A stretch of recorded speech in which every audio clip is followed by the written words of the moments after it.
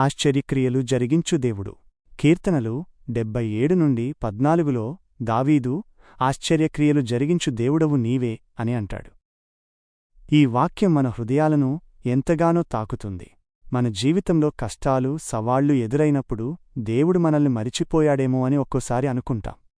కాని నిజంగా ఆలోచిస్తే మనం ఆయనను మరిచిపోయామే తప్ప ఆయన మనల్ని ఎన్నడూ విడిచిపెట్టలేదు. మన జీవితాలు చీకటి అగాధంలోకి వెళుతున్నట్లు అనిపించినా ఆ చీకటిలో వెలుగును ప్రసాదించే దేవుడు మనకు తోడుగా ఉన్నాడు.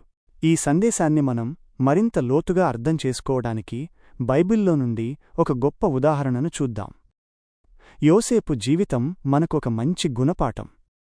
యోసేపు తన సొంత అన్నలచేత ద్వేషించబడ్డాడు. ఒక బానిసగా ఐగుప్తుకు అమ్ముడైపోయాడు. అక్కడ కూడా పొతీఫరు భార్య అబద్ధం వల్ల జైలుపాలయ్యాడు. ఊహించండి, ఒక యువకుడు తన జీవితంలో అన్నీ కోల్పోయి అన్యాయంగా జైల్లో పడితే దేవుడు తనను మరిచిపోయాడని అనుకోవడం సహజం. కాని యోసేపు విశ్వాసం కోల్పోలేదు. దేవుడతన్ని అద్భుతంగా నడిపించాడు. జైల్లో ఉన్నప్పుడు అతను ఫరో సేవకులకు కలలకి వివరణ ఇచ్చాడు. ఈ అద్భుతమైన సామర్థ్యం ద్వారా యోసేపు ఫరో యొక్క కలను కూడా వివరించాడు. ఆ రోజు యోసేపు జీవితం మారిపోయింది. అతను జైలు నుండి నేరుగా ఐగుప్తు దేశానికి ప్రధానమంత్రి అయ్యాడు. ఇక్కడ మనం గమనించవలసిందేమిటంటే, యోసేపు కష్టాల మధ్యలో ఉన్నప్పుడు దేవుడు అతనితో ఉన్నాడు. దేవుని వాగ్దానం యోసేపు జీవితంలో ఎలా నెరవేరిందో మనకు తెలియదు. యోసేపు జైలులో ఉన్నప్పుడు దేవుడు అతన్ని మరచిపోలేదు, కాని అతని భవిష్యత్తు కోసం ఒక ప్రణాళికను సిద్ధం చేశాడు.